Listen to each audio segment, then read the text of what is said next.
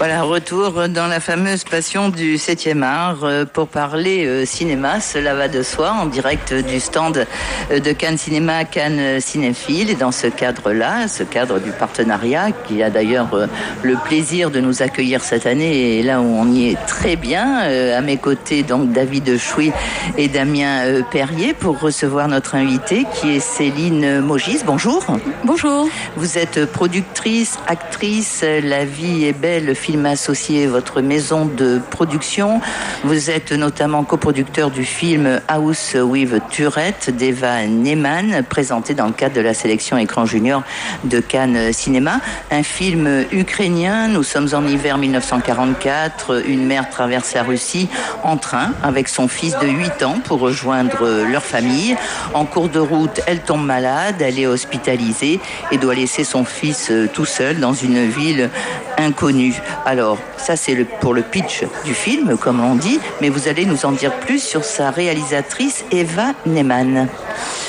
Alors, une précision, je suis distributrice du film avec ma structure A3 et pas productrice du film et ni coproductrice du film. On m'avait mal renseigné. Voilà.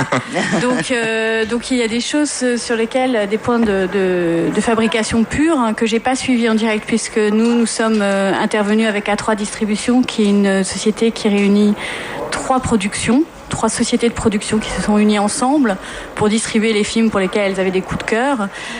Donc on a choisi ce film ensemble, mais une fois qu'il était achevé. Donc voilà. On parlera de la distribution et pas forcément de la production ou de la coproduction. Exactement. Revenons à Eva Neyman. Donc Eva Neyman, c'est une réalisatrice ukrainienne qui a fait ses études à l'école à la Vishk, je crois, à Moscou de mémoire, et qui a réalisé déjà un premier long métrage qui n'est pas sorti en France, et House with Tourette est son second long métrage. Un long métrage donc qui vient d'être sélectionné dans Écran Junior, qui est une sélection ouverte à tous, bien évidemment, mais surtout en direction quand même d'un public relativement jeune. Le pitch que j'ai fait sur ce film donc ukrainien parle de misère, d'indifférence. C'est les deux leitmotifs aussi de ce film. Qu'est-ce qu'elle a voulu nous dire, cette réalisatrice ?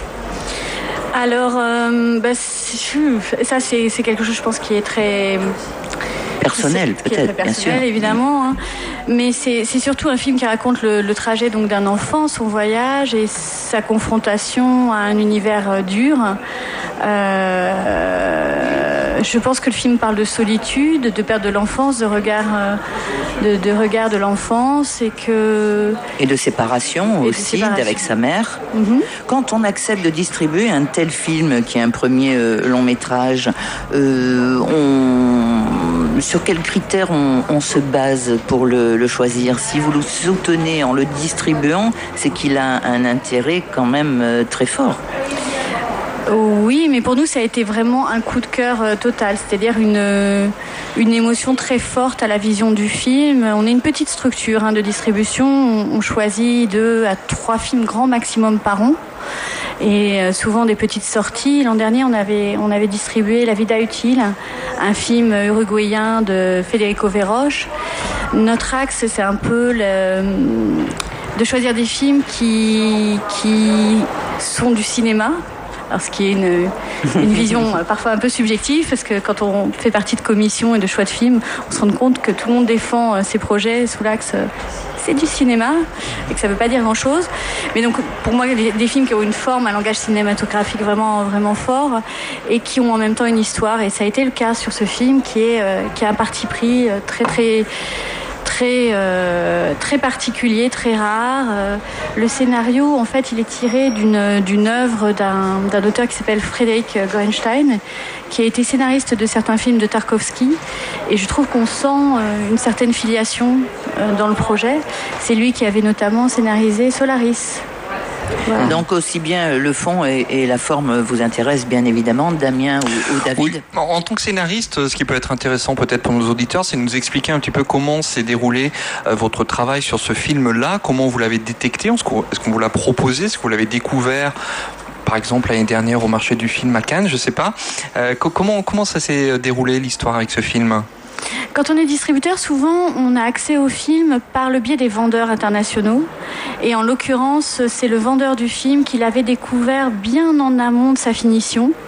Et qu'il a pris très tôt, parce que sinon je pense que plusieurs vendeurs se seraient battus, qui nous l'a amené. Et voilà, c'est là qu'on a visionné le film et eu un véritable flash dessus. Sinon, du point de vue du scénario, vous parliez ? Oui. Là encore, je suis pas productrice, donc je n'ai pas suivi le développement. Mais ce que je sais, donc, c'est que Frédéric Goenstein, qui est donc l'auteur du roman dont le film est adapté, avait écrit un récit autobiographique.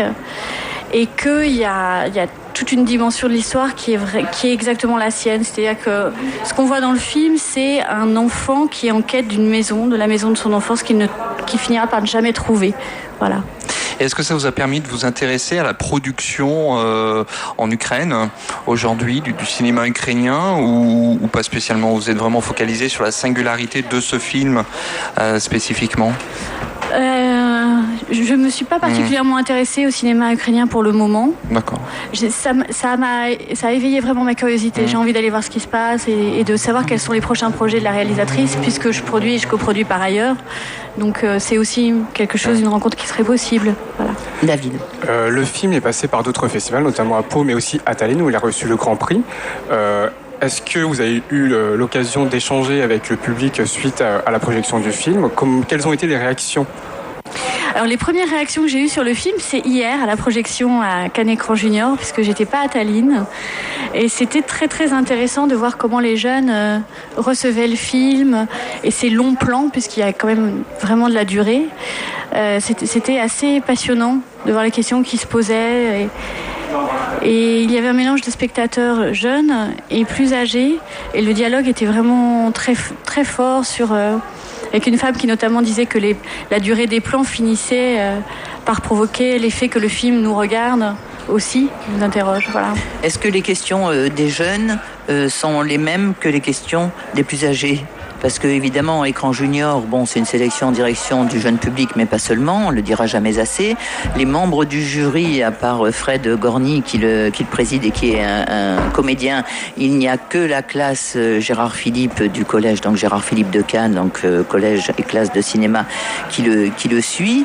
Est-ce que la réaction de ce jeune jury est plus sensible peut-être que les adultes sur ce genre d'histoire ? J'ai été surprise que non.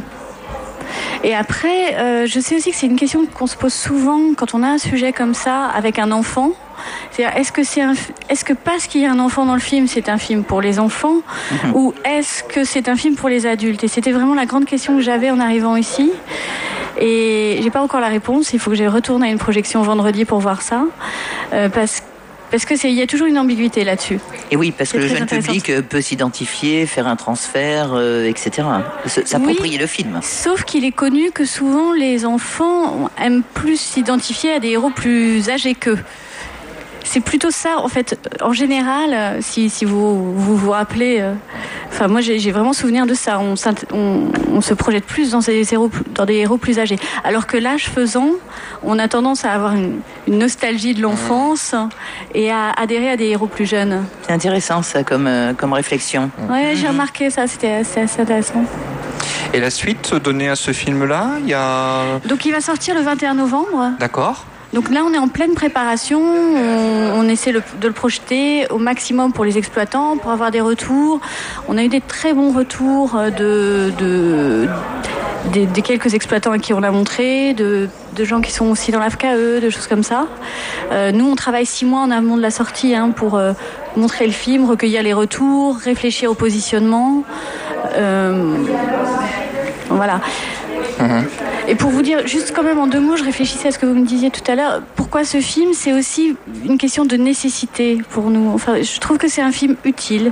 Enfin, voilà, nécessaire, qui n'est pas gratuit. Pas un film de plus. D'accord. Donc, il s'appelle House with Turret d'Eva Neyman, donc distribué par Céline Mogis. Vous nous rappelez votre maison de distribution? A3 Distribution. Petite maison de distribution, mais apparemment tête chercheuse aussi dans le monde entier. Voilà. En ramenant des petits bijoux comme celui-là. C'est le but. Eh bien, je vous remercie beaucoup. Merci. À très bientôt, Céline. Au revoir.